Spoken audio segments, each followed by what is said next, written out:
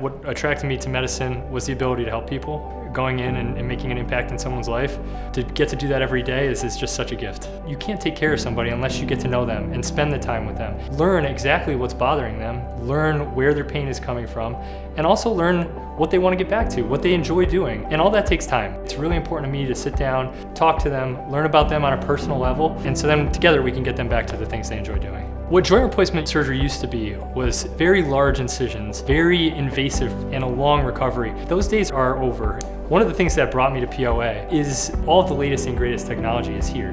Whether that's through robotic joint replacement, whether that's through minimally invasive techniques utilizing smaller incisions, or whether that's through our comprehensive pain control protocol.